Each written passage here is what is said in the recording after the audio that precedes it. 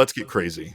Let's get nuts with our trade deadline targets, because as much as we wanted to stay rooted in reality and in, I guess, candidates that would fit what this team is looking for and ways to improve this team, other outlets wanted to suggest that the Diamondbacks are going to go after Garrett Crochet and Cody Bellinger. So we're going to talk about them. Let's talk about them. First off, let's start with Cody Bellinger. Let's just get really insane and talk about the Arizona Diamondbacks bringing Cody Bellinger home, shall we? Yeah, I guess.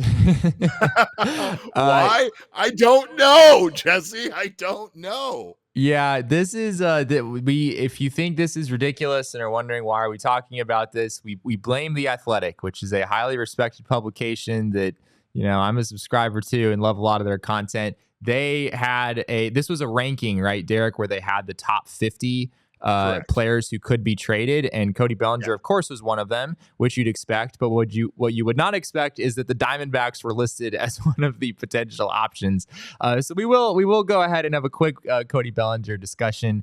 His numbers for the season: he's hitting 269, 331, 410, 9 homers, 37 RBI, 1.2 BWAR on the season. Cody Bellinger, as people know, when the Dbacks played the Cubs, he did not play. He has been injured. However, it's obviously a big name and someone who could help the Diamondbacks, I think, but I don't really know how, Derek, because where on earth is this man going to play and how does it make sense? I don't get it. I don't either, and I don't know when they're doing, like, we know that none of this is real, right? These are experts. They get information, they hear things or whatever, and sometimes they just make it up. But I don't know. Cody Bellinger coming home to Arizona, that's the only part that makes sense. But outside of it, it doesn't make any sense. It doesn't make sense for the Diamondbacks to swing for an addition this big. Not to mention that Cody Bellinger he's been injured, right? He's been struggling with some injuries this season. Yeah, he has he currently has a broken finger. Went on the injured list with that a couple of weeks ago. So I'm not sure exactly when he would be back. I'm sure he'll be back at some point this season. But yeah, I mean, the last thing the D-backs need from a roster construction standpoint is another left-handed hitting outfielder, right? It doesn't really make any sense at all. I mean, I guess the only way where this would make any sense is if you were like, yeah, we're sending Corbin Carroll to AAA and we're going to leave him there for however long, and we're just going to ride it out with Cody Bellinger as our everyday right fielder, I guess, with Alek Thomas playing center. Maybe Bellinger against lefties would play center, and then Thomas sits and Randall Grichuk starts in right.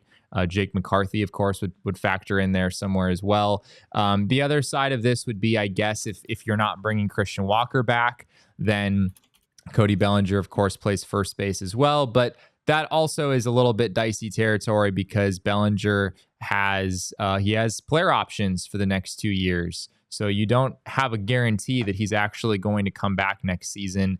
I think he would, given the season that he's had. It hasn't been real fantastic. And how much money?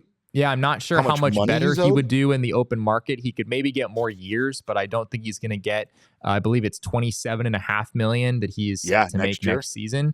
So, this, no matter what way we slice this, I can't make Cody Bellinger to the D-backs really make any sense at all. And by the way, and then 25,000 or 25 million thousand. That's what I make. 25 million player option for 2026, Jesse. I mean, yeah, like if he continues to kind of, if his career continues to kind of slide, then like why would he opt out of that? That's a lot of money. And, that's one of those situations that I don't think the Diamondbacks really want to be tied to. I don't think it would make sense for them. I don't know. I mean, sometimes this stuff is it's that maybe there is something to it, but this one doesn't really seem to make a lot of sense.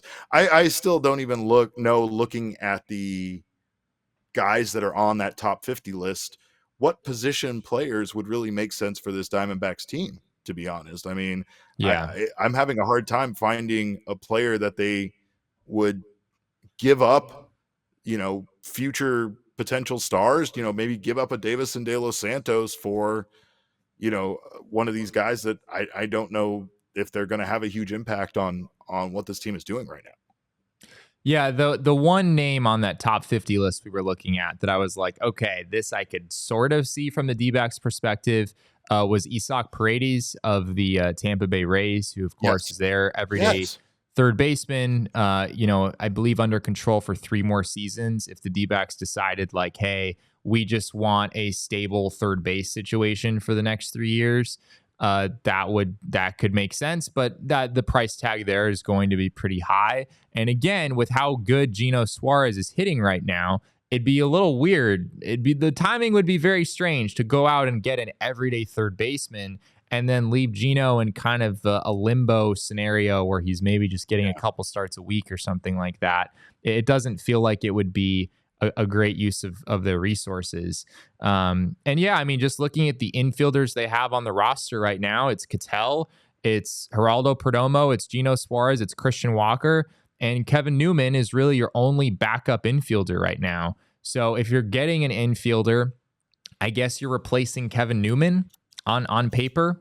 But Kevin Newman's been pretty good for the D-backs this season. It's not like he's a liability in any sense or doesn't have value. He plays against lefties and plays some second base, can move around the diamond a little bit. So to me, if the D-backs are getting an infielder, it has to be someone who is better than Kevin Newman, right? It has to be a clear upgrade over someone who is on the roster right now.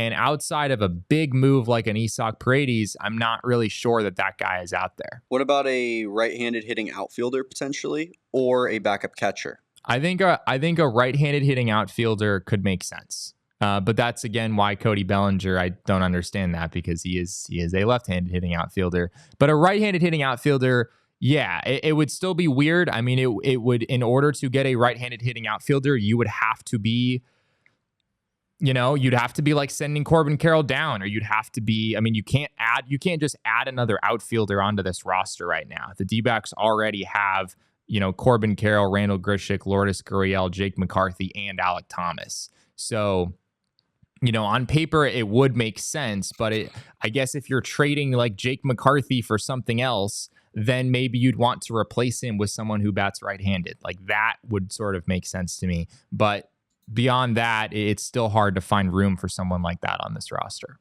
Isaac Paredes is from Sonora, Mexico, right across the border. There you go. Low-key an Arizona boy. Yeah, there you Bring go. him home. It was meant to be. One thing I found interesting about the Athletics top 50 list is how many Diamondbacks were on there. I saw Jake McCarthy. I saw Christian Walker. I saw Jock Peterson. You're not getting any of those guys. I'm just putting that out there now. Probably not. The Athletic can talk about it all they want, but you're not getting any of our boys. I'm going to tell you that now.